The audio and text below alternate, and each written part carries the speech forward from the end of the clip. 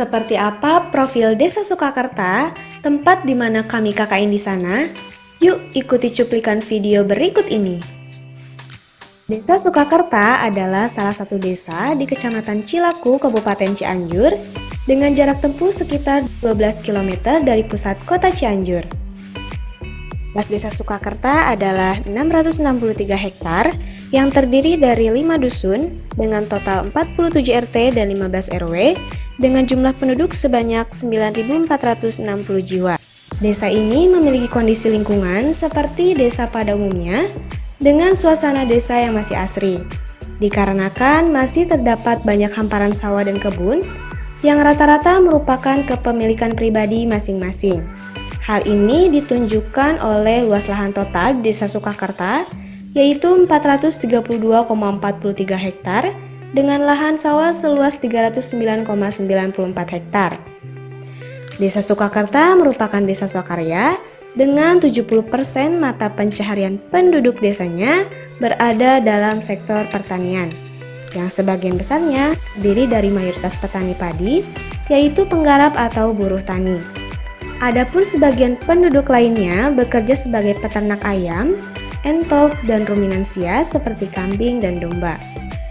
Sedangkan jenis industri makanan yang banyak terdapat di Desa Sukarakerta antara lain sentra produksi emping melinjo, rengginang, renggining, dan lain sebagainya. Proses produksi industri makanan tersebut dilaksanakan secara tradisional yang tersebar di titik-titik tertentu di setiap RT di Desa Sukarakerta. Kondisi ini menjadi kelebihan dan juga aset bagi Desa Sukarakerta dalam mengatasi masalah perekonomian di desa. Lantas, ada beberapa program yang kami buat selaras dengan potensi masyarakat Desa Sukarakerta.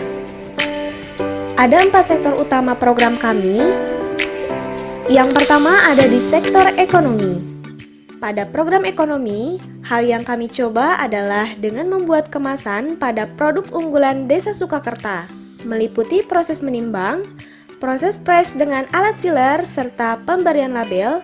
Maka terciptalah produk-produk khas kami, yaitu Rasta atau Rengginang Sukarakerta, Rista atau Renggining Sukarakerta, dan yang terakhir ada EMA atau Emping Melinjo, di mana pemasaran untuk penjualan produk-produk tersebut dilakukan via online shop, yaitu aplikasi Shopee. Setelah kami berhasil melakukan track penjualan selama 2 minggu, kami mengajarkan ilmu digital marketing kepada para warga, dan pada saat itu kami telah memperoleh omset mencapai 1,5 juta rupiah.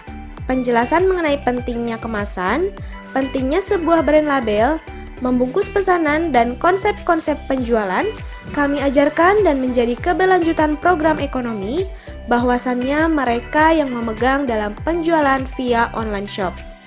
Yang kedua ada di sektor kesehatan. Program Bela Covid atau Bersama Melawan Covid dari sektor kesehatan, yaitu sosialisasi dan pencegahan terkait COVID-19, serta pelatihan pembuatan hand sanitizer alami bersama ibu-ibu PKK. Praktik dengan pendampingan dari kami, agar pembuatan sesuai dengan takaran dan persentasenya, serta pembuatan dapat langsung digunakan.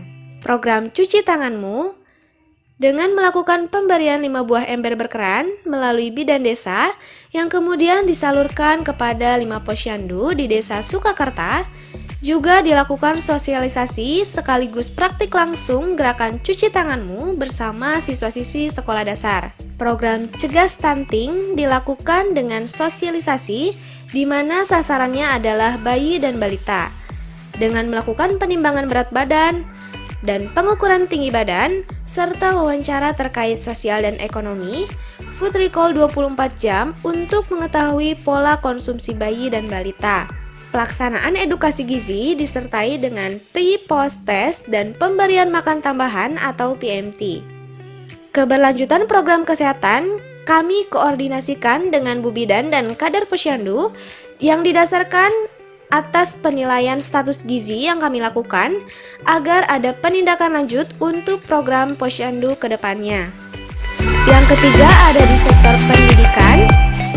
Program pendidikan diantaranya dilakukannya sistem pembelajaran yang terpusat di tempat KKN kami, dengan materi yang diajarkan yaitu pengenalan huruf dan angka, membaca, menulis, berhitung, dan meningkatkan rasa percaya diri siswa-siswi sekolah dasar yang kemudian diberikan materi belajar dalam bidang studi matematika, sains, bahasa Indonesia, dan bahasa Inggris. Diadakannya tes kompetensi untuk mengukur kemampuan siswa-siswi selama pembelajaran yang telah dilakukan, di mana hasil dari tes ini kami laporkan secara langsung kepada orang tua untuk evaluasi lanjutannya, sehingga keberlanjutan program pendidikan tetap berjalan dengan pendampingan orang tua secara langsung. Dan yang terakhir yaitu dari sektor pertanian.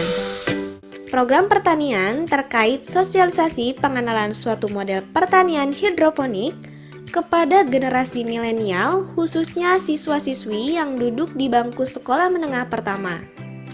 Kegiatan diiringi dengan praktik proses hidroponik, mulai dari pelubangan pada rokul, penggunaan alat TDS meter, pelarutan nutrisi AB mix, serta proses pindah tanam. Sosialisasi lainnya dilakukan kepada ibu-ibu dalam upaya pemanfaatan lahan pekarangan rumah dengan model pertanian hidroponik melalui proses persemaian dan penggunaan alat TDS meter serta pemberian penunjang alat dan bahannya.